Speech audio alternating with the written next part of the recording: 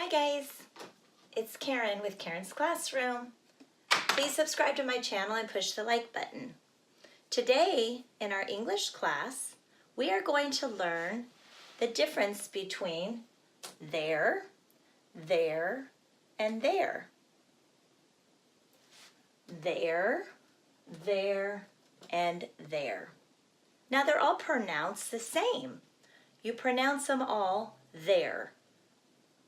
No difference in the pronunciation, but in the meaning, there are differences. And I'm going to explain that to you right now.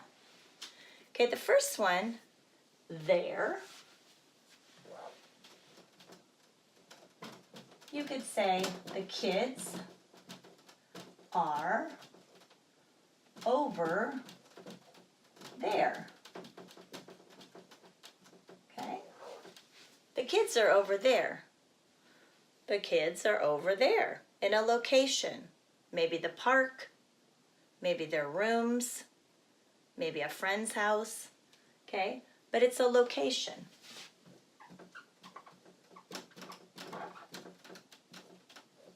All right. The second there is possessive. So it belongs to me. It belongs to you. It belongs to someone. It is their house. Okay? Same pronunciation, there. But on this one, this is possessive. It is their house.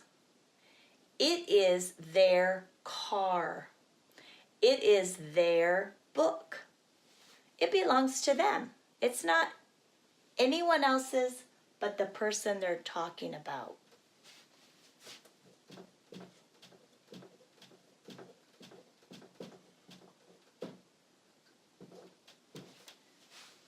Now this there, same pronunciation.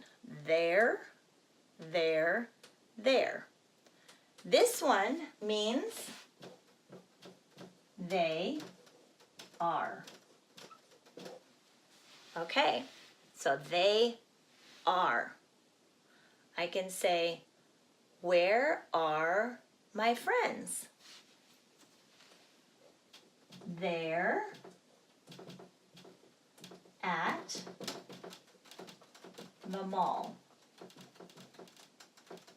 Okay, this one means they are. So when we are doing the pronunciation, there, and there, they're all the same.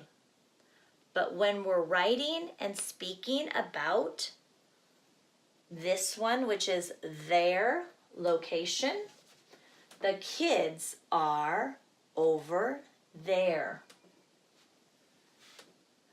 There, possessive, it is their house. That means the house belongs to them.